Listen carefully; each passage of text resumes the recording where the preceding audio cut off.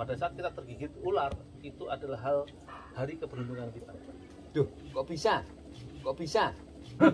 Sekolahnya terlalu bubur iki Kang Suwa piye? Masuk ora Kang Suwa? Nah, lumayan Mas. Masuk.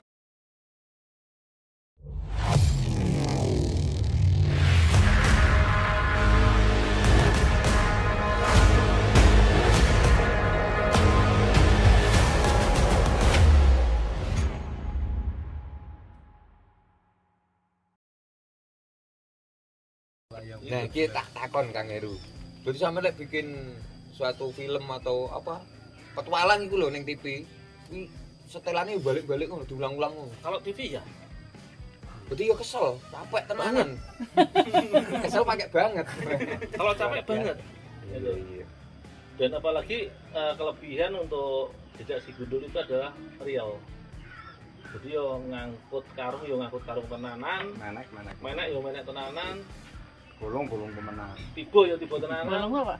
Tipe Bulu-bulung. Ya, menang. jadi itu real semua. Walaupun setting tapi setting real. Kejadian Jadi Pak motor res tiba nang jurang. Ya real. Oke, kita setting. Nang kene ku nabrak iki junggul nang kene. Ya saya otomatis harus setting. Kamu situ nggak akan dapat gambar. Lagi karena saya akan jatuh dari sini, nanti kemungkinan saya akan jatuh sampai sini 15 meter ya 15 meter itu settingan, tapi real Tanpa pengaman. itu tanpa pengaman, tanpa real. Bahkan aku main lewat kabel ada itu satu mas bikin gimmick ya, ngambil kelapa itu jatuh real. Wes tiba itu kameramen, biasanya kameramen yang baru masuk tapi senior yang di program kita jadi di situ nggak dapat gambar, tapi kesombongan mereka, aku senior kok, dia dengan feeling dia sendiri akhirnya nggak dapat beneran. Terpaksa saya ulangi lagi, jatuh lagi. Nah, ini pengalaman tentang ular. Jenengan kan ular kok ular. Jenengan kan apa mainnya di ular kebanyakan. Pernah enggak sekali digigit ular itu, Pak? Ya sering. Sering. Saya nggak pernah sekali mas, berkali-kali ya. Maksudnya ular kobra kuwi sing bahaya kuwi. Itu golongan darahnya berubah dong? Loh, Sampai saya jujur Golongan aja, darahnya berubah? saya sekarang jadi mutan. mutan gitu ya, Pak? Mutan itu bukan kelupaan. Golongan Mutan darahnya itu Mutasi. makhluk hidup yang berubah genetis. Kok bahasane kok angel men to Kang Gundul. Kuwi dibahasane sing enak piye kira-kira gene aku ingin paham. Gen saya sudah berubah. Gennya. Ya. Heeh. Jadi golongan darah itu kan nggak mungkin bisa berubah. Iya. Karena dia terikat oleh rantai genetis. Tapi golongan darah saya berubah. Gara-gara Gara-gara terlalu sering tergigit ular. Jadi sebagian dari RNA genetis saya rusak.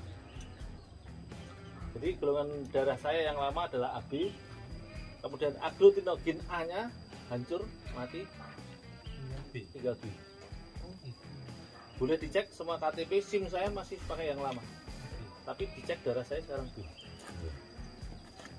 Karena keseringan Ya. terpapar ular. Jadi karena saya keracunan berat. Jadi golongan darah itu hanya bisa berubah karena dua sebab. Satu reaksi nuklir, satu keracunan berat.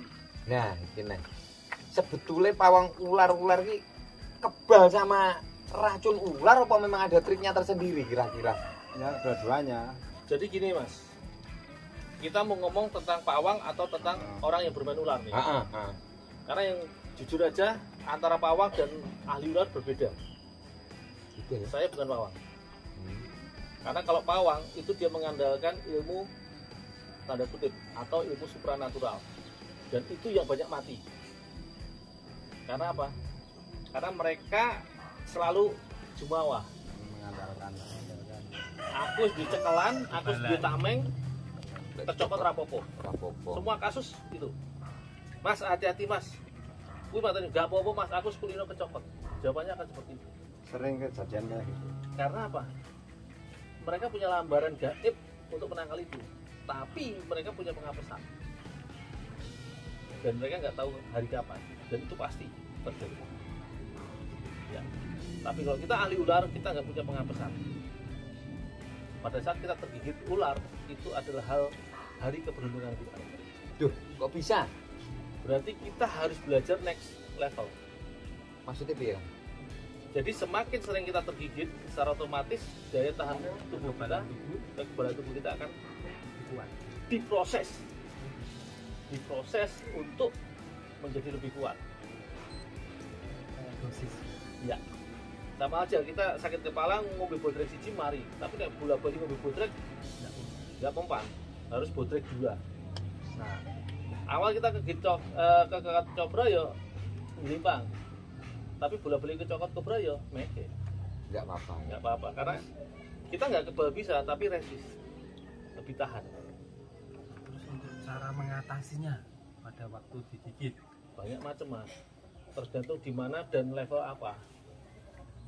Gitu loh.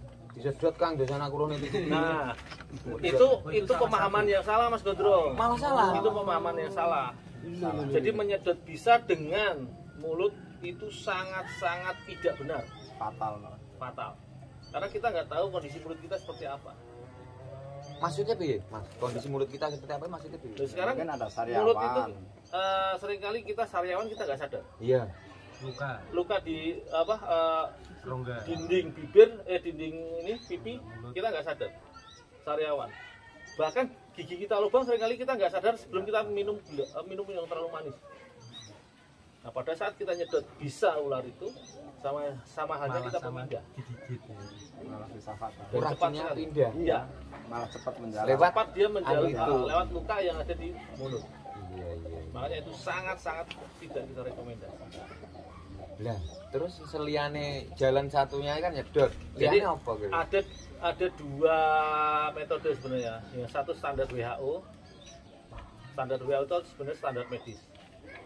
Yang jelas imobilisasi itu adalah menghentikan sistem Darah. pergerakan dari organ dan suborgan, yaitu dengan pembidaian, pembalutan bebat dan pembidaian bawa ke rumah sakit. Itu urusan medis. Itu standarnya WHO. Tapi kalau kita yang di lapangan, kita nggak main standar itu. Karena yang pertama rumah sakit jauh mungkin, yang kedua biaya mahal. Kalau saya pribadi, saya pakai metode mata ganti mata untuk bisa mematikan. Kayak KC itu yang sangat-sangat mematikan.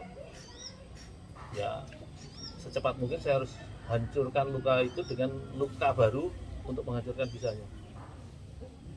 Hancurkan luka dengan luka baru. Ya, Contohnya piye, Ada Mas? panas. kalau TNI, yang film-film Rembo dan lain sebagainya, begitu dia gigit ular, dia buka itu peluru, Iya. dia buka luka baru, Bekas. dia siram, dia bakar. Hampir seperti itu metode yang saya gunakan untuk bisa golongan yang mematikan. Saya pakai air panas. Untuk langkah awal saya pakai air panas dengan disiramkan atau direndam, tergantung organ apa yang terkena. Fungsinya air panas itu adalah untuk merusak jaringan. Jadi kalau jaringan itu dirusak, secara otomatis yang pertama pergerakan bisa itu untuk melaju akan lebih lambat. Karena jaringan pembuluh darah, jaringan rusak semua, setengah mati istilahnya. Itu yang pertama. Itu memperlambat. Itu memperlambat. Belum menyembuhkan berarti. Belum. Baru. Baru. Termasuk menghentikan. Kalau kita bisa hancurkan bisanya, itu kita hancurkan. Dengan cara itu air panas, dengan panas juga. Itu tadi kalau tentara pakai mesiu, kalau kita dengan dibakar bisa dengan tapi itu untuk gigitan ekstrim ya. Yang istilahnya arep urip apa ora. Jadi seperti halnya kalau kita kegigit di jari, kalau saya udah nggak habis pikir level apa ya masuk ya, Level bisanya. nah, level bisanya apa. Kalau di atas kobra tak potong nggak masalah, karena tanpa tak potong ini akan runtuh sendiri. Karena ini kan jaringan kecil. Pada saat bisa kuat yang masuk di sini, ini akan nekrosis. Itu akan copot dewi. Nah, daripada tersisa lama, sikat duluan. Bisa seperti itu. Itu untuk bisa-bisa mematikan. Tapi kalau saya ngerasa kuat, bisa nahan kayak bahasa kemarin Viper. Ya waktu saya tes body Panji, tak cokot ke Viper Monster itu, tak rasa ke, cuma sekelas abu. Cuma tak rendam air panas. Pelan-pelan tak rendam. Bener-bener panas. Ya. Bener-bener Ya. panas, tidak hangat. Ya, jadi cuma pelan, kuatnya berapa? Sampai aja lama-lama. Jadi karena bisa itu adalah senyawa kimia tetap. Karena dia kumpulan protein jahat. Nah, apapun senyawa kimia kalau dia dipanaskan dia akan terurai. Teorinya seperti itu. Jadi sebagai contoh HCl begitu dia dipanaskan jadi H+ hanya menguap jadi Cl jadi klorida. Mulai enggak masuk aku ini. Lihat nih sekolah. Sudah mulai Enggak pusing masuk ini. dia. Kita bolos aja yuk. Sekolahnya terlalu gugur iki Kang Suwa piye? Masuk ora Kang Suwa? Ya lumayan Mas. Masuk diklani ya ula padha. Polore padha ulane. Malah tambah ahlinya ya ahli. Mas Wani. Ya, sama Mas Heru dari dulu pertama kenal ya 2 ulo. Desane kenal ya masalah ulo. Enggak jadi boyo barang enggak. Itulah yang membuat saya masih hidup sampai sekarang karena saya tidak jumawa dan saya masih belajar sampai sekarang. Tetap belajar karena belajar itu tidak akan ada. Cara teori saya sekarang banyak kesalip dengan orang reptiler baru untuk pengetahuan teori. Tapi untuk praktek di lapangan saya masih berani pegang cara nomor 1. Bukan sombong, tapi karena saya belajar untuk ABC-nya ular itu baru dari tahun 87 Pak. Dari tahun 87 dari literasi saat itu minim banget. Kemudian saya lakukan observasi di lapangan dan penelitian secara otodidak. Cuman bedanya saya dengan ilmuwan-ilmuwan yang lain, saya tidak menulis. Ilmu itu saya pahami, saya terapkan dalam kehidupan saya dan saya bagikan secara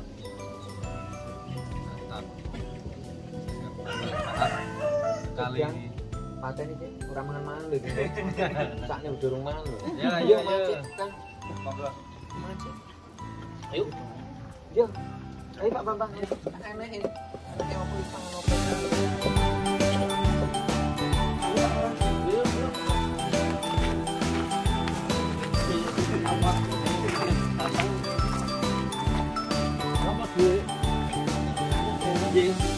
Drong, tunggu anak-anak foto lo Drong. Lah harusnya Matur nuwun malah jenengan foto. Iya, ayo nomor. Wis HP apa? HP ini apa? harusnya akhirnya sampean loh. Aku cuma tamu. Iki videone judule Kang Heru Gundul kepungi cah cilik. cewek-cewek.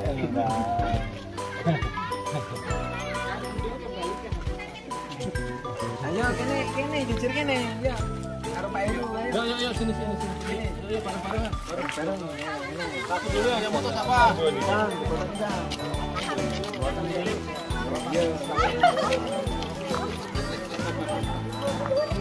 Boleh. Ayo sekalian. Gak apa-apa sekalian, Bu. Sekalian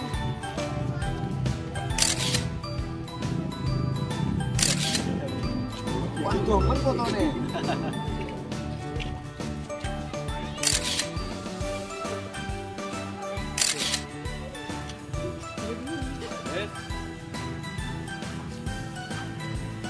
Oke.